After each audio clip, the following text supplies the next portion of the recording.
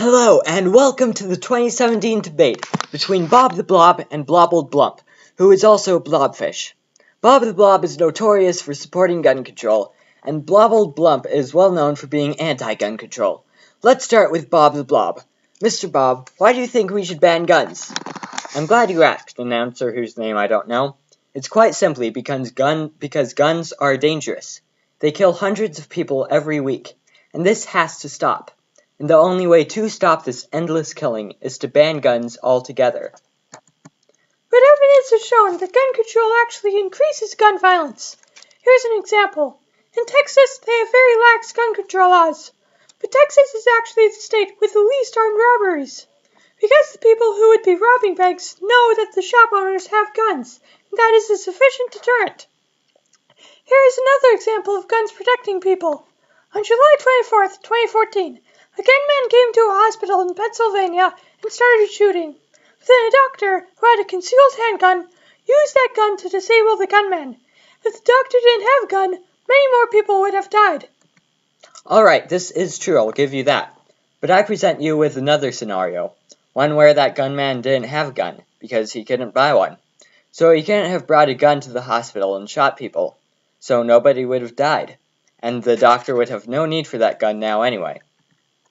Well, there is one flaw with your reasoning. That gunman would still have that gun, because he is a criminal. He would have gotten his hands on it anyway. But that's simply not true. Now, the shooter has some mental issues. Now, the black market wouldn't be that great for a person like that to navigate. And it's the same with most other mass shooters. Like the Sandy Hook shooter.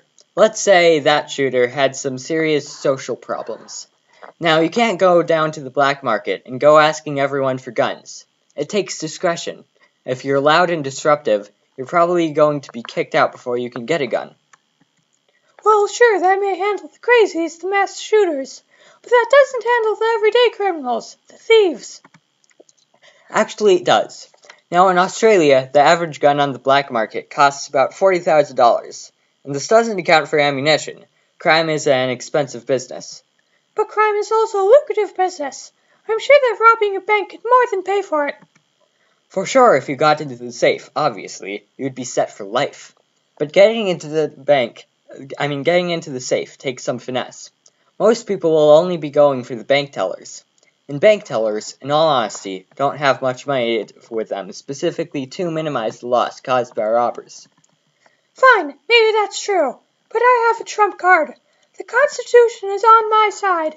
The Second Amendment states, a well-regulated militia being necessary to the security of a free state, the right of the people to keep and bear arms shall not be infringed. We cannot ban guns because it is unconstitutional. Well, here's a solution. An amendment. A change to the Constitution. And getting rid of the Second Amendment is completely constitutional if we use an amendment. By your logic, we should still have prohibition. Alright, we are running out of time. Any closing remarks? Banning guns has worked in all countries. Australia did it successfully, Great Britain did it, France did it. It always works. We have to preserve our freedom. Getting rid of guns would take away our freedom as Americans.